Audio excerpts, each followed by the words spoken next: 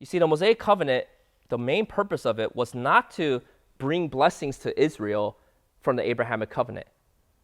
The Mosaic Covenant was to show Israel, and all the other nations for that matter, that no person based on their righteousness can be a part of this future kingdom. Mosaic Covenant. This will highlight God's justice. We see this pop up when it talks about the giving of the law. When Moses received the law, he explains the law in Deuteronomy chapter 2, verses 2 through 5, and he uses the term covenant when talking about the law.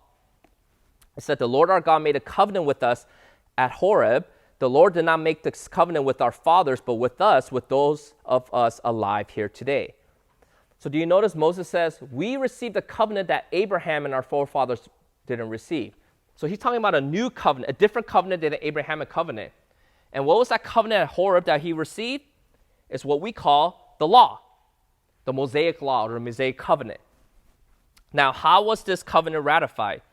If Exodus 24, verses 6 through 7 shows us how God ratifies this covenant. Moses took half of the blood and put it in basins, and half of the blood he threw against the altar.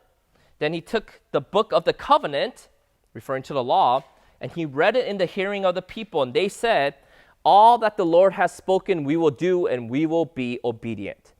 Do you notice something different about this covenant versus the Abrahamic and Noahic covenant? The people were required to say, we will do the covenant. So this is the first time we see a bilateral covenant. This is a contract. There are conditions God's going to do, but there's also conditions Israel must do. And that's why so much of the law explains the curses of the law, right? When we say curses, don't think of like Harry Potter curse. Judgment. Why is there so much judgment in the Old Testament, you're wondering? How come, like, when they mess up, they get killed on the spot, and we don't see that in church today? Have you ever wondered that? Or how come they get taken out of their land, taken in their land, taken out of their land? What's happening there? It's a Mosaic covenant. They signed up for a contract with God saying, we will receive your blessings, but we promise we're going to do our part to obey. So the Mosaic covenant is bilateral. It's also the basis for the tabernacle. The tabernacle is built based on the law or the covenant. Now, what is the sign? It's going to be animal blood.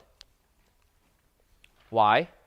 Because the animal blood was the only way to atone for the curses or the mistakes that you made according to the law.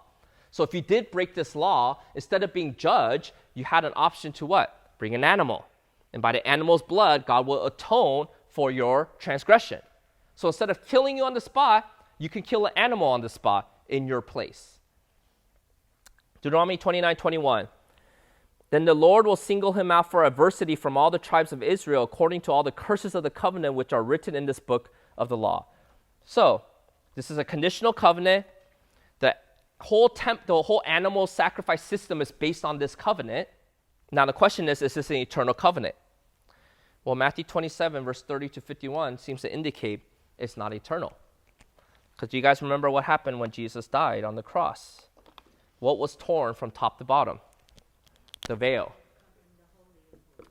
Yes, and the veil was covering the Holy of Holies, which was what? The Ark of the Covenant. And remember, what was the Ark? Going back to Ark, it's the sacred space. So the way the temple system and the tabernacle system was set up, the sacred space was localized in one spot called the Holy of Holies. This Holy of Holies had a veil. And even when you approach the veil, there's another area where only priests can be. And even when you go a little bit back, only Jewish males can be. And then you go back, only Jews can be. And the only place that Gentiles can be is not in the temple, it's in the what? The courts, outside the temple. So the whole system is about separation because the word separate is the idea of holy. Holy means to be set apart. So this is why I say this is a picture of God's justice or holiness. The whole system is trying to show you God, who's in the sacred space, is separate from every single type of human being. Even if you are the most holiest person, which is the high priest, which they weren't in reality, but they represented the holiest of people, they weren't even allowed to go in the Holy of Holies just whenever. They can go one day a week, the Day of Atonement. And even if they were not holy, what happened to them? The conditions of the law is what? Death. They drop dead. If you step into Holy Holies with any unrepentant sin, you are dead. That's why they have to wear bells. Because if they hear no more jingle, had an affair, or whatever, took from the offering box, right? Can you imagine that happened today? You preach a sermon, dead on the spot. Oof, must have had a secret sin. But why isn't that happening? Because we're not living under Mosaic Covenant. It's not that God's standard has changed.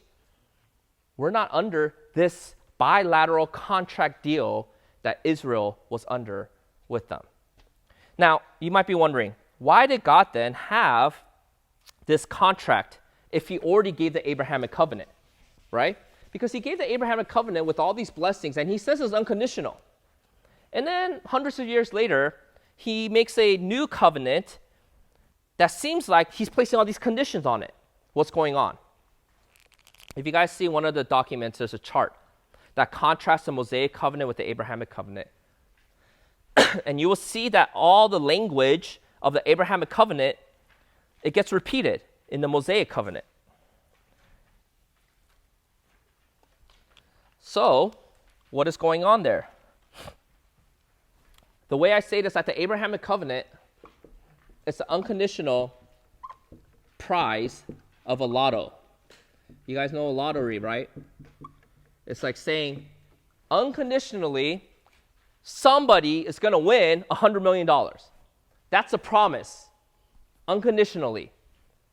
That's the Abrahamic Covenant.